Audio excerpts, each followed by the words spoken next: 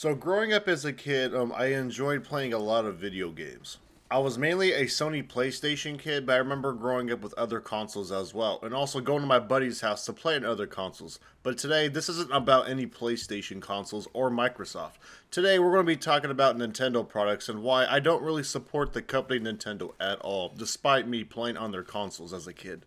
So when I was about 10 years old, I went over to my buddy's house to play some Nintendo 64, right? And I didn't really know what that console was at the time, but I thought the games Zelda Ocarina of Time and Majora's Mask, Conker's Bad Fur Day, GoldenEye, and many more exclusives on the Nintendo 64 was such a fancy console. And I didn't even realize how much older the console was because I also did play a lot of PlayStation 1, and I thought that shit was also unique too, but I didn't really know there was like a Nintendo console that was about as old as the PS1 at the time because of how young I was. The only thing I did remember owning as a kid was a Game Boy Advance and those weird Game Boy Micros, which was a mini Game Boy Advance as well, because I remember I lost my other one. My mom was really nice to buy me a Game Boy Micro, and it was about 50 bucks. It was basically like the Game Boy Advance Slim. To be honest, I really never met anyone else that had that type of console, and I can kind of show you a picture of what it looks like because it's very unheard of now, and no one really seems to talk about it. There's always just one thing that I remember about Nintendo products as a kid, and I do remember is that I technically never really owned a Nintendo product in general, to be honest, in terms of giving my money out to the company.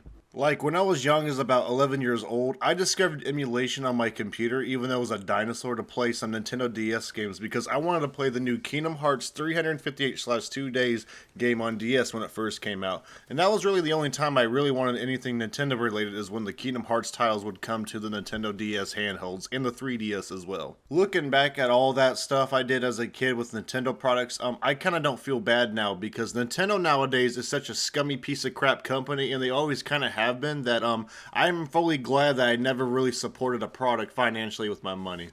Now, I'm aware that all gaming companies are kind of greedy nowadays, at least the AAA ones, but fuck, dude, it's not on the same level or greed as Nintendo. And I'm really glad that I never fucking bought anything as an adult from them. Because even when I had the Nintendo Switch games on my computer, yes, I did emulate them and I still have the emulator. There's only a few handheld games on the Switch that I even wanted anyways, and I really don't feel bad for it. And I don't understand why Nintendo wants to up their prices on their games to even begin with, because their games are already overpriced and their hardware is overpriced, and fuck, even the third parties with their controllers and hardware is also way cheaper and better than actual Nintendo's products. Like, I will never understand people who fucking defend this type of shit. Like, I also will never get those people that will defend Nintendo's practices with not lowering the prices of older games despite how old it is, and that shit is ridiculous as well. Like, I get it, the digital age is kind of greedy as well, but fuck, Nintendo just kind of is outrageous and out of touch with everything. Like, these super greedy corporate practices that Nintendo is doing right now is giving the green light to the bigger companies that's also going to probably release Grand Theft Auto 6 for $100, and there's going to be a lot of people that will buy it despite the price because the wait has been so long, and it's kind of crazy that they're holding that game over people's heads like a fucking fishing rod in a fucking lake. Like, the whole thing is kind of sad if you really think about it, because Nintendo has such great games, has a lot of good content, but they always take advantage of the consumer like this and then just fucking exploit them for profits to the point where it's like,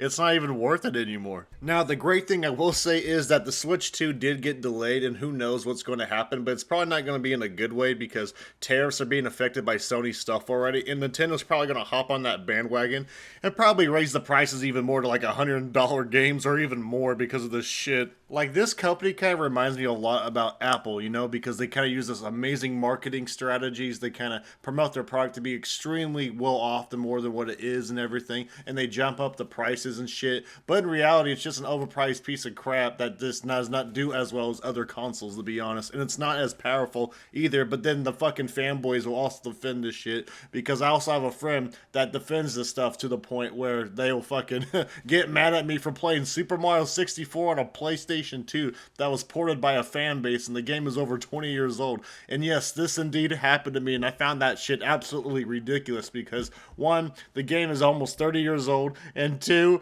fucking, it's on a PlayStation 2. I thought that shit was kind of cool, you know, because I showed it to a few of my other friends, and they didn't seem to care. But now my other friend didn't fucking go outside enough because she likes fucking Nintendo products so much. Like, I could talk about this all day, man. Like, I remember the old Pokemon games, even though I really never played with them much as a a kid, I do remember those older Pokemon games were legendary on the Game Boy and Nintendo DS, right? But fuck, dude, these modern Pokemon games are not even good, bro. Like, I even seen people like get pissed off and disappointed by it. Even my friends are like playing the new Pokemon games and they absolutely hate it. Like, the only thing that was Pokemon related that was relatively fun and kind of relatively new was Pokemon Go.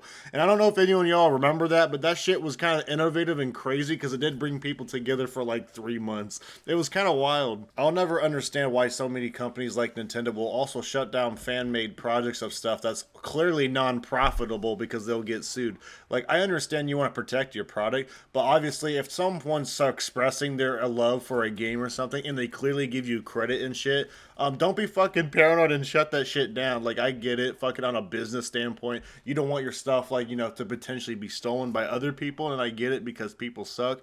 But bro, like, let people express themselves too while they're at it. It's just ridiculous. It is also kind of bizarre that Nintendo is selling $90 physical copies of certain games, but they also want to charge $80 for digital. But the crazy thing is with the digital games, or physical, I mean, you can't even fucking own it because you gotta download it anyways. It's like, bro, this shit is just ridiculous.